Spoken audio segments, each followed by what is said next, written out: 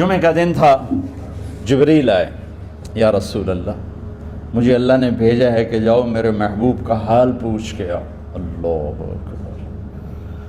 تو اب درد اور بخار دونوں چیزیں تھیں، سر کا درد بھی ہیوی ویٹ تھا اور بخار بھی، تپش۔ تو آپ نے کہا جبریل تکلیف ہے، تکلیف میں۔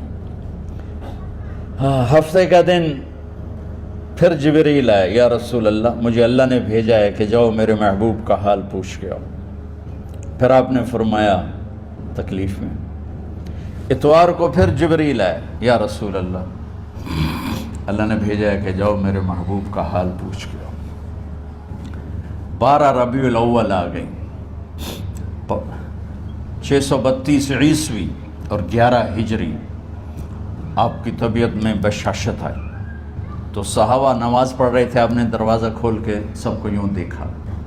تو حضرت انس فرماتے ہیں ہم سب نماز میں تھے، لیکن جب دروازہ کھلنے کی آواز آئی اور اللہ کے نبی کا چہرہ، تو ہم سب نماز میں یوں ہو گئے، نماز کے اندر ہی سارے اللہ کے نبی کو دیکھنا شروع کر دی، بھول ہی گئے کہ نماز پڑھ رہے ہیں، ایسے گم ہو گئے آپ میں۔ تو آپ نے جلدی سے دروازہ بند فرما دیا۔ یہ آپ کی آخری زیارت تھی اپنی امت کے لیے۔ اس کے بعد آپ اپنے اللہ کی طرف کا سفر شروع کیا۔ تو اشراق کے بعد آپ نے اپنے بیگمات کو بلایا، ان کو بتایا نہیں کہ میں آج جا رہا ہوں، سب سے ملے، سب کو الوداع کیا اور انہیں بھیجا۔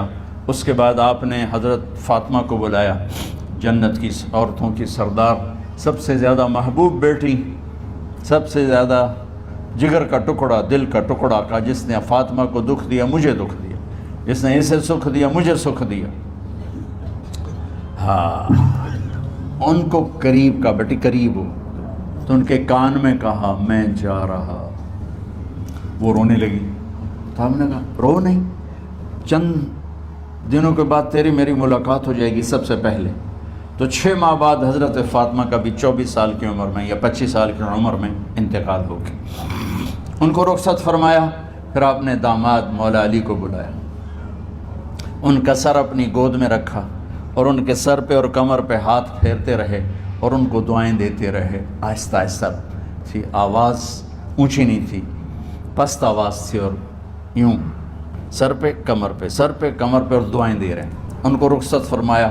آخر میں اپنے جگر کے ٹکڑے حسن اور حسین کو بلایا۔